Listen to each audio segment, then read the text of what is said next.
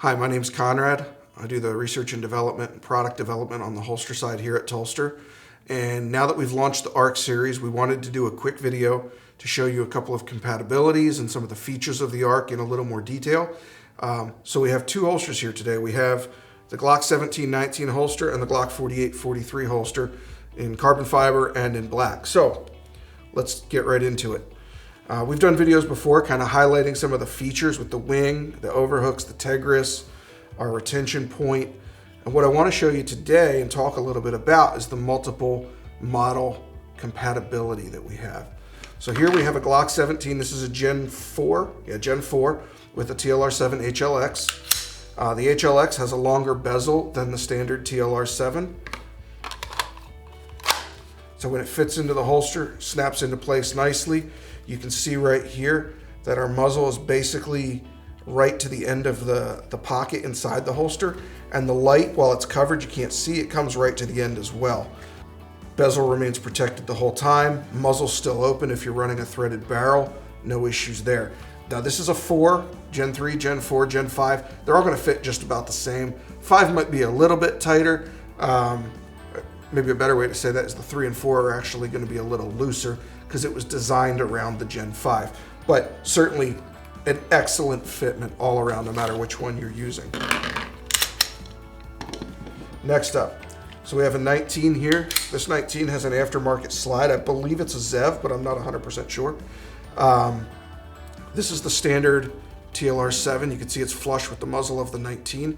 If you were running an HLX, your HLX would be a little bit longer, basically bringing you to the length of the 17 at that point. So, same great fitment, no issues there. A little bit of space at the end.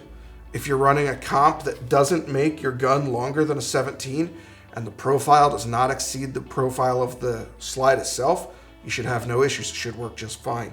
I can't guarantee all the different brands that are going to fit or not fit because we haven't tested them, but it's there for you. So, fits well. Finally here we have the Shadow Systems. This is the MR920. We've also tested the DR920 and the XR920 in this holster. They fit virtually identical to the Glocks. Really, really a nice fitment. We're happy about that. So if you're running the Shadow Systems, you can buy the Glock holster. It will fit. I believe we are going to stand up individual listings for the Shadow Systems as well. But what you're going to be getting is this holster. The fit is so good that it's not actually worth developing a separate mold just for that purpose. The fit is virtually identical. So with the 19 with the threaded barrel, you can see here that the threaded barrel comes basically right to the end of the opening like that. And once again, if you were running a compensator or something to that effect, as long as it doesn't exceed the length of the 17, you should be good to go.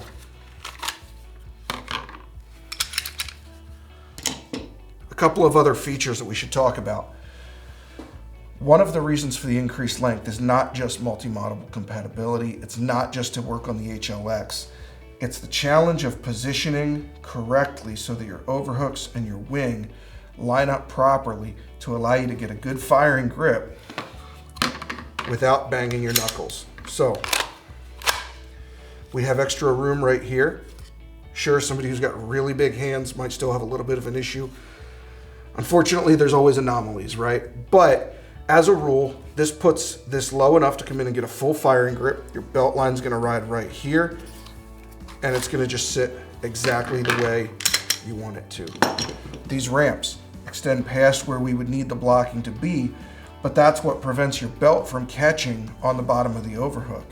And so from the beginning, we were trying to mitigate frustrations that we know people have with holsters that use this kind of an overhook. And so that's one of the reasons, not the only one, but one of the reasons that we chose to go with the slightly longer design.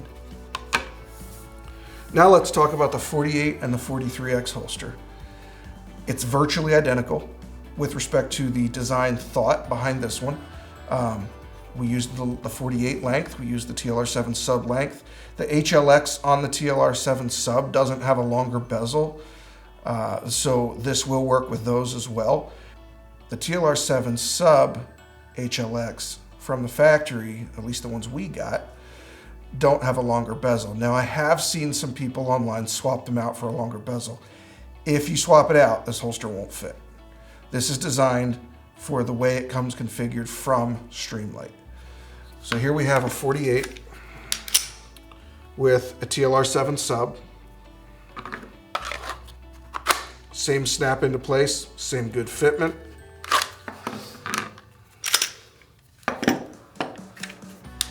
Glock 43X TLR7 sub, same thing. And again, a little bit of extra room here. But if you were running a compensator or something to that effect, same rules with the 1917. It's going to work as long as it doesn't exceed the length of the 48 and the profile is the same size or smaller than the slide itself. So you shouldn't have any problems there. And then finally, we also tested the Shadow Systems CR920 and we tested the 920p as well. Both fit just fine. Nice fitment, safe to carry. Same thing like we noted there, room for a threaded barrel, room for a compensator, all those things that you would look for. And so once again, we have multiple fitments within inside that holster. So if you order the holster for your Shadow Systems, it's going to have Glock marking on it. No question about it. We don't switch out inserts to make different batches of holsters. That would frankly be a nightmare. The 365 and the XL that are coming out in the next week or so, they're going to be the same way. It's going to be the longer version that's compatible with the shorter. So same idea. You could put a compensator on your 365 if you wanted to, your fuse and your X macro holster. Same deal. We're doing a fuse length holster, similar length to the 17, fits the X macro as well, and they both work phenomenally together. So those are what we're working on right now. When we get to the Springfield Hellcat, we're going to do one that's the length of the RDP, and that'll also work for the Springfield Micro, the Hellcat Micro. The Hellcat Pro will, of course, be its own holster since it's a significantly different firearm. There's one more thing I do want to point out. If you purchase a TLR7 model and a TLR7 submodel, the fit is going to be the same, but you're going to notice a little different in the feel on the initial draws and inserts. It will wear in over time. But the reason for this is because of the design of the light body.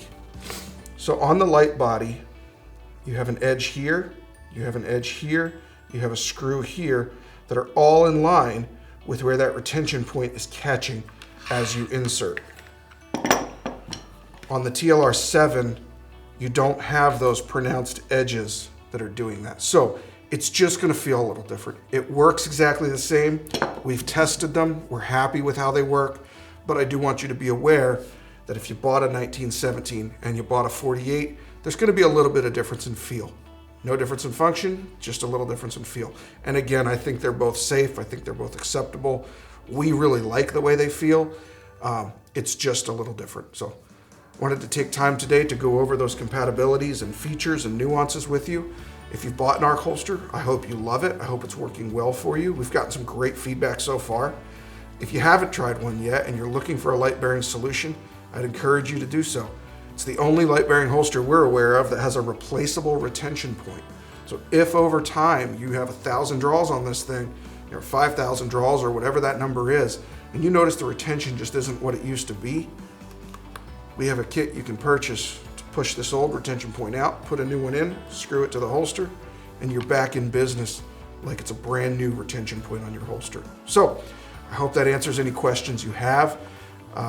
You can always email us at info@tulster.com. We're happy to email you and talk with you. There's a phone number listed at the bottom of our website if you do need to reach somebody by phone, but we do generally prefer email contact simply because it lets us have a record of everything going on. We track data from those emails with respect to model requests and things like that. So we want to make sure that we're doing our best to communicate with you. Feel free to reach out if you have any questions, thoughts, comments, or concerns. Thank you. Have a great day.